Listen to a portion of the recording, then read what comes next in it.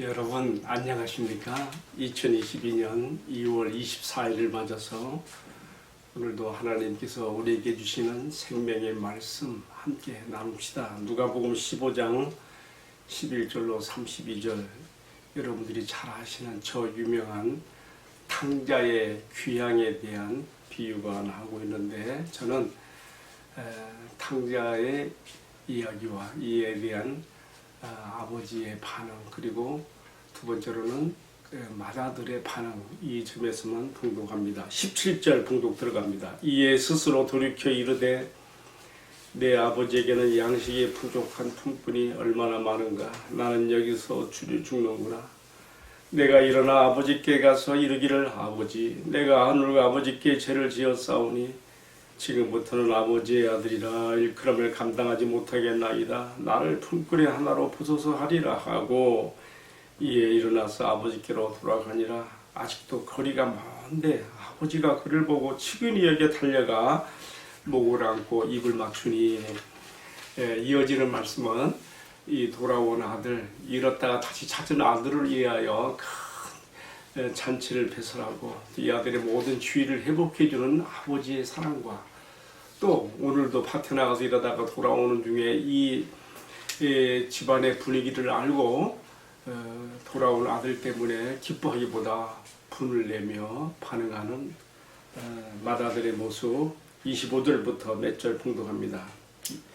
맏아들은 밭에 있다가 돌아와 집에 가까웠을 때에 풍악과 춤추는 소리를 듣고, 28절, 그가 노하여 들어가고자 하지 아니하거늘 아버지가 나와서 고난데 아버지께 대답하여 이르되 내가 여러 해 아버지를 섬겨 명을 어김이 없거늘 내게는 염소 새끼라도 주어 나와 내 덫으로 즐기게 하실 일이 없더니 아버지의 살림을 장녀들과 함께 삼켜버린 이 아들이 돌아오매 이를 위하여 살찐 송아지를 잡으셨나이다.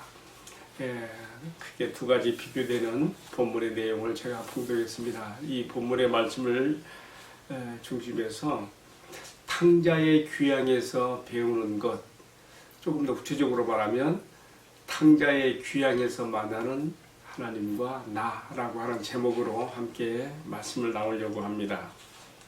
여러분, 성경에 기록된 이 말씀 가운데 대표적인 한 구절을 뽑으러 한다면 우리는 보통 요한복음 3장 16절을 우리가 생각하지요.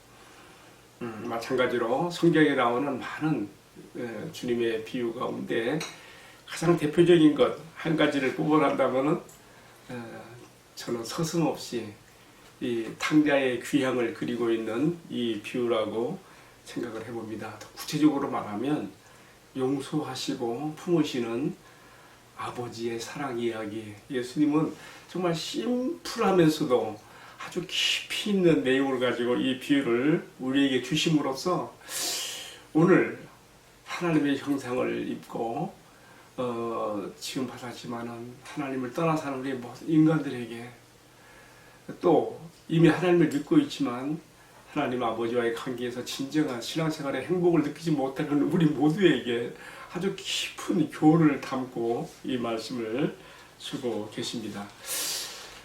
제가 1년 전에 이미 작고하고 20년이 지났는데 헨리 나우엔, 아주 영성 신학자로 유명하죠. 그분이 쓴 탕자의 귀향이라는 책을 읽어보았습니다. 450페이지 분량의 책을 읽으면서 많은 걸 생각하게 됐는데요. 보통 헨리 나우엔이 쓴 책들이 많은데요. 많은 사람들이 이구동성으로 그의 작품 가운데 가장 대표적인 작품이 될 만한 게 탕자의 귀향이 아니겠는가 늘 이렇게 말하고 있습니다. 그는 이 글을 어떻게 썼는가 하면요, 네덜란드의 유명한 화가 렘프란트가 1668년에 그린 그림 탕자의 귀향을 많이 그리고 깊이 그가 음미하고 바라보면서 이 작품을 썼습니다. 저도 오늘 그래서 아침 묵상 시간에 제가 1년 전 읽었던 책, 탕자의 귀향 책을 꺼내서 그 탕자의 귀향에 그려져 있는 표지 그림을 제가 앞에 들여다보면서 오늘 말씀을 이렇게 생각해 보았습니다.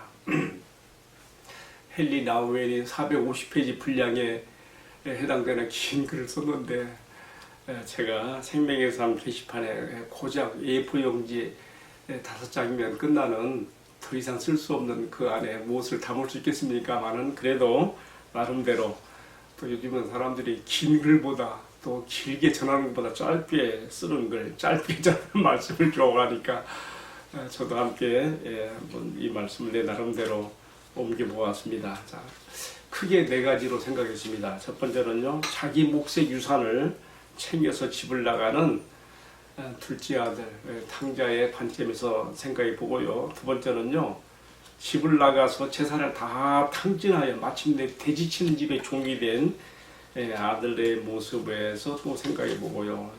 그 다음에 세 번째는요, 돌아온 둘째 아들을 맞아들이는 아버지의 사랑의 관점에서, 그리고 마지막으로 돌아온 동생을 기뻐하기보다 오히려 불만을 드러내는 맏아들의 모습에서 이렇게 크게 네 가지로 나눠서 말씀을 생각합니다. 그럼 첫 번째로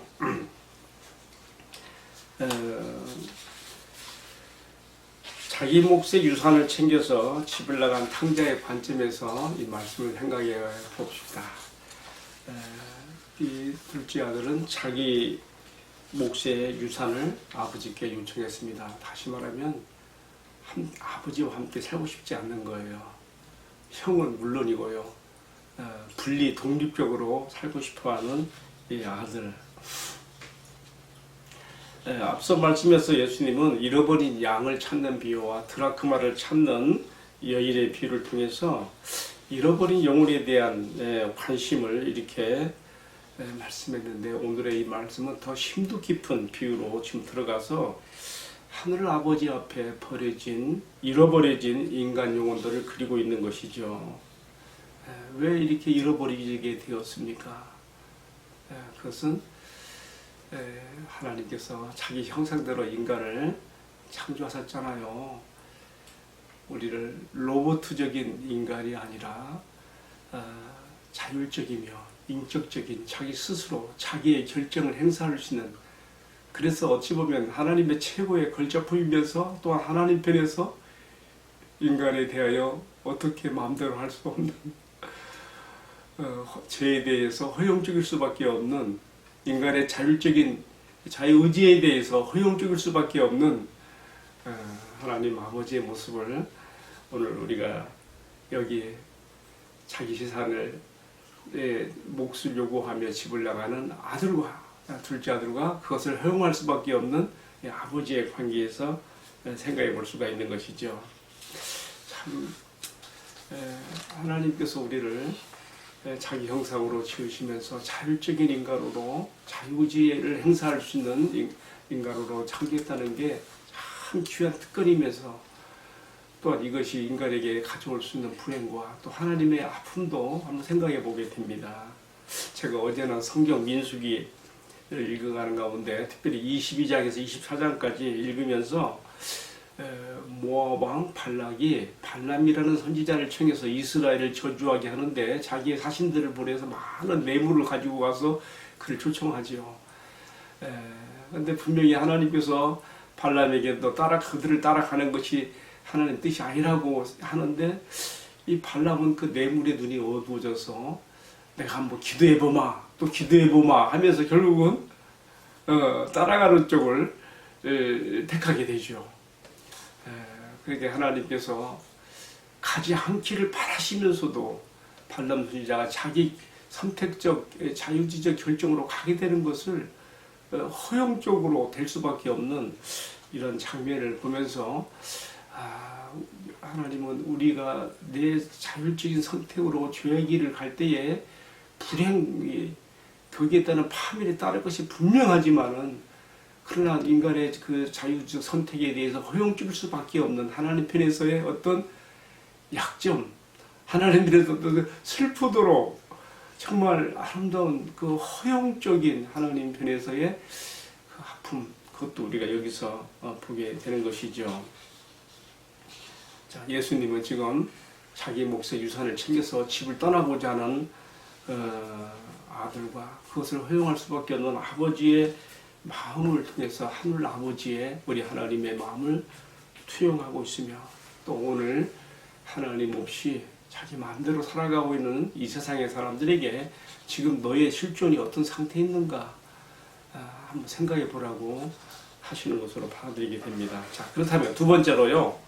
작은 제목 두 번째로 집을 나가서 재산을 탕진하며 마침내 돼지치는 집의 종이 된 그 아들의 모습에서 또 배우는 것이 있습니다. 자, 결국 이 아들은 어떻게 되었습니까? 아버지께 분리하여 챙겨받은 그 많은 재산들을 허랑방탕하게 자기 형의 나중에 불만 터뜨리는 것처럼 창기들과 함께 탕진해버리고 삼켜버린 그 아들이 되고 맙니다. 나중에는 어떻게 됩니까? 먹을 것이 없어서 돼지치는 집에 종으로 들어갔는데 그 흉년이 엎친 데 겨친격으로 흉년이 들어서 돼지치는 지업 열매로 배를 채우고자 하되 그것으로도 할 수 없게 되었다. 다른 말로 하면요, 인간이 경험할 수 있는 가장 밑바닥 비참한 자리까지 떨어진 모습, 되지만도 못한 동물화된 그러한 모습을 여기서 그리고 있습니다. 예수님께서는 하나님 없이 내 마음대로 살고 싶은 사람들의 그러한 그 요구에 대해서 하나님은 허용 줄 수밖에 없지만 그러나 그들이 죄의 길을 자기 분리와 독립을 따라간 결과가 마침내는 어떻게 되는가? 돼지치는 집의 종, 돼지가 먹는 쥐업 열매로도 배를 채우지 못하는 그런 비참한 인간의 모습으로 전락되는 것을 통해서 죄의 결과가 얼마나 무섭고 비참한 결과로 나타나는 걸 우리에게 보여주고 있습니다. 자, 그런데 세 번째로 우리가 생각해 보게 되는 것은 여기서 우리가 인간의 또 다른 면, 비록 실패하고 막장 인생 가운데 파멸자리로 갔지만은 그러나 다시 일어날 수 있고 다시 회개하고 돌이키는 아들의 모습에서 참 인간의 진정한 그 위대함이 어디 있는가 우리에게 보여주고 있습니다. 여러분, 사람은요 풍요 속에서보다도 빈곤에 처했을 때, 고통 속에 처했을 때에 그때 비로소 자기 자신의 모습을 들여다보게 되는 것 같아요. 예수님은 이 비유를 통해서 인간의 위대한 점은 자기를 성찰할 수 있는 데 있다는 것과 그리고 절망 가운데 빠졌을 때의 주저앉기보다 부끄러움을 무릅쓰고라도 다시 본래의 자리로 돌아오고 싶어하는 결단에 있다는 것을 오늘의 말씀에서 보여주고 있습니다. 이렇게 표현했죠. 아들이 15장 18절 20절에서 내가 일어나 아버지께 가서 이르기를 아버지 내가 하늘과 아버지께 죄를 지었사오니 지금부터는 아버지 아들이라 일컬음을 감당지 못하겠나이다. 나를 품꾼의 하다로만 보소서 하리라 하고 이에 일어나서 아버지께로 돌아가니라. 바로 이것이 정말 멋있는 거 아닙니까? 비록 영원한 절망과 파멸에 처할 수밖에 없는 자리에 떨어졌다 할지라도 거기서 주저앉지 않고 다시 돌이키며 반성하며 본래의 자리로 아버지 품으로 돌아가고자 일어서는 이 아들의 모습을 통해서 예수님께서 오늘 우리에게 도전하고 있는 것입니다. 자, 이제 크게 두 번째로 돌아온 둘째 아들을 맞이하는 아버지의 사랑의 관점에서 이 말씀 생각해 봅니다.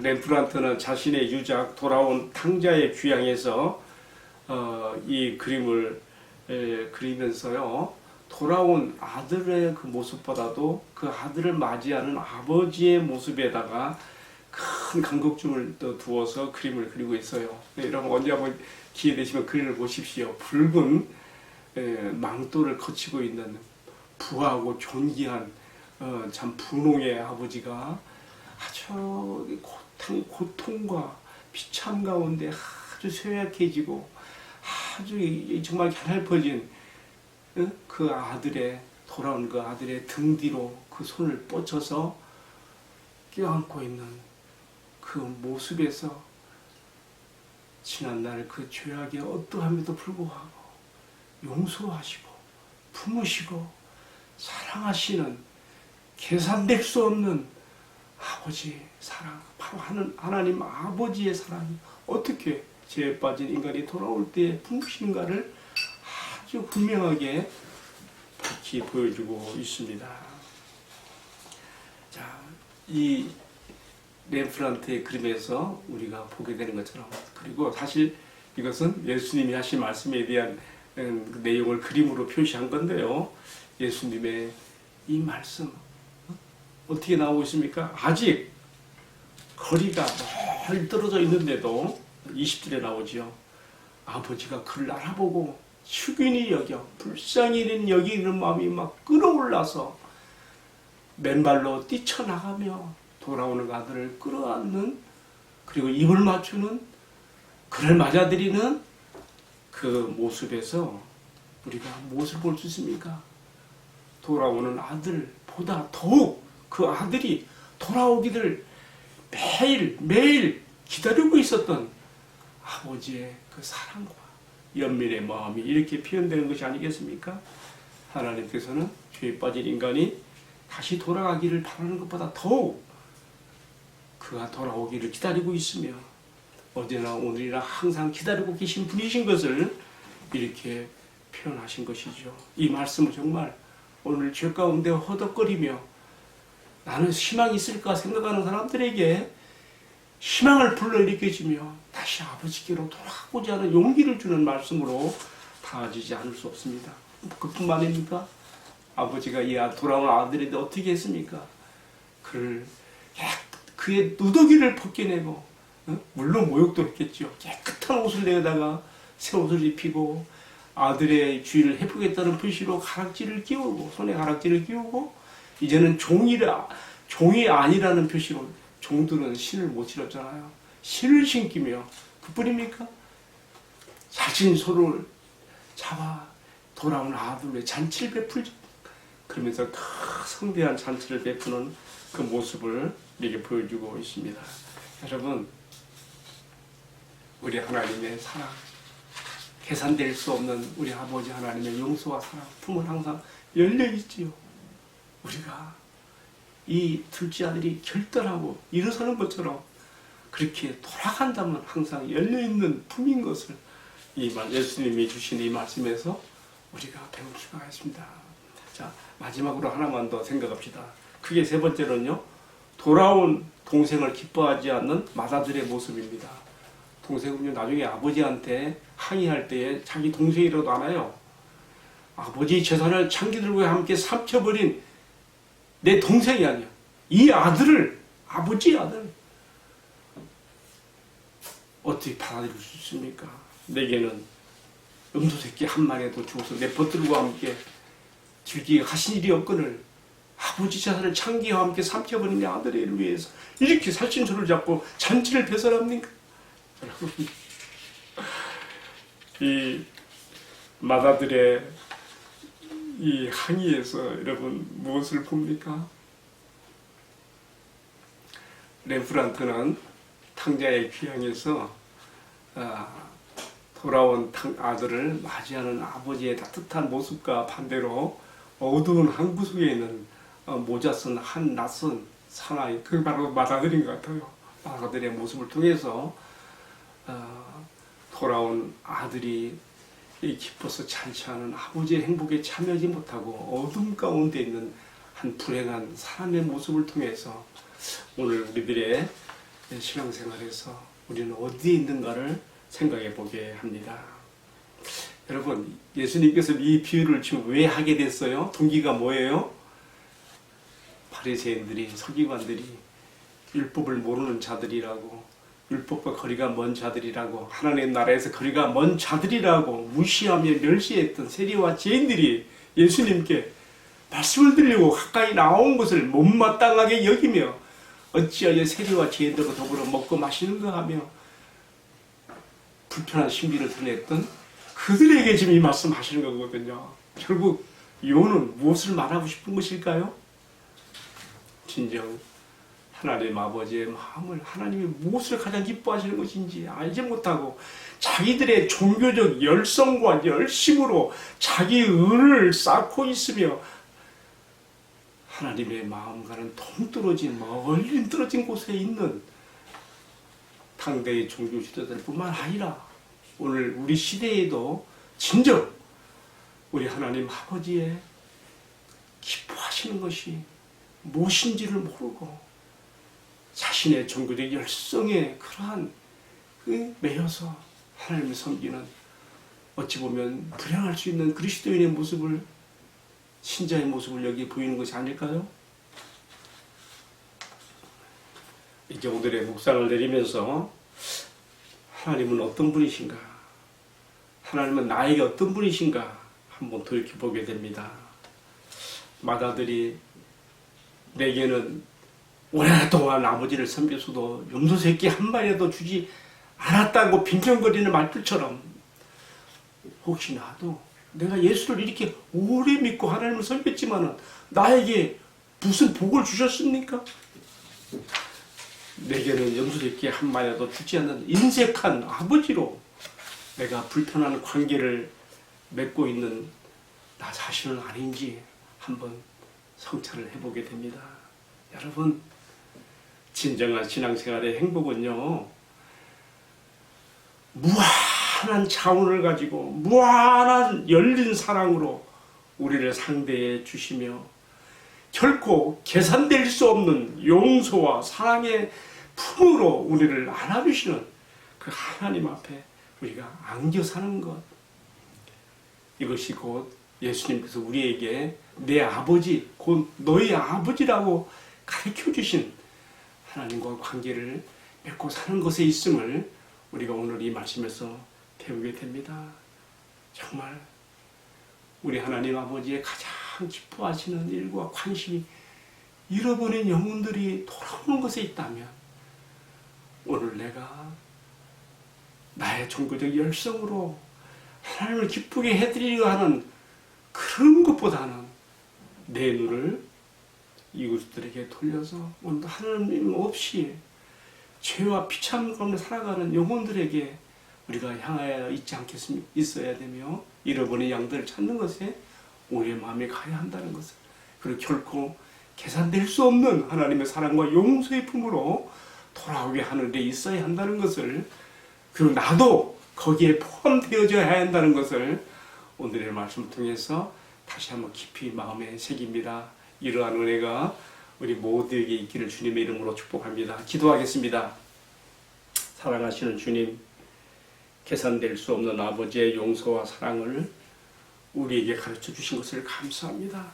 주님, 이 사랑과 용서의 품에 오늘도 이 못난 나 자신을 바라볼 때 심히 좌절이 되지만, 그러나 이 용서와 열린 사랑의 품에 나를 맡깁니다. 나를 안깁니다.